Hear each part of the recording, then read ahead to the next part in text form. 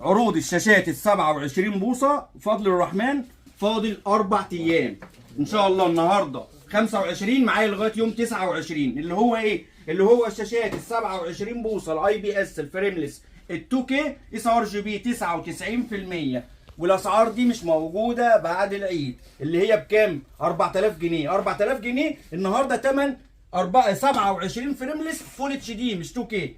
اللي هو ايه بقى موديلات؟ عندي الاتش بي زد 27 ان جي 1 2560 في 1440 60 فريم، كل المداخل 2 ديسبلاي اتش دي ام اي دي في اي ميني ديسبلاي.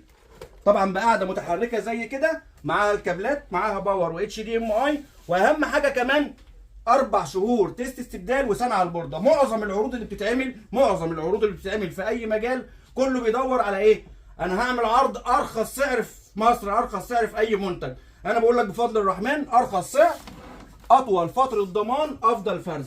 الفرز الثاني لو فيها سكراتش، لو فيها اكتر من 3 ديد بيكسل 4 ديد بيكسل بنحسبها فرز تاني. معايا في الفرز الثاني موديلات لغايه كام؟ لغايه 3500 جنيه 27 بوصه اي بي اس فريمليس 2 كي اس ار جي بي 99%. وعندي الجوجل البي 27 18 اي سي، دي فيها تايب سي، هقدر اشغلها على موبايل، هقدر اشغلها على لابتوب، يطلع لي صوره ويشحن لي في نفس الوقت، شحن سريع.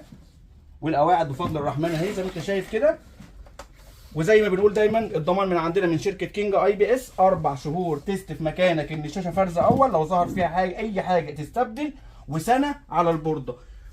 باكد تاني السعر ده بعد العيد 4.5. السعر الفرز الاول 4، بعد العيد سعرها الطبيعي اللي هو كام؟ اللي هو 4500 جنيه. وكل عام وانتم بخير.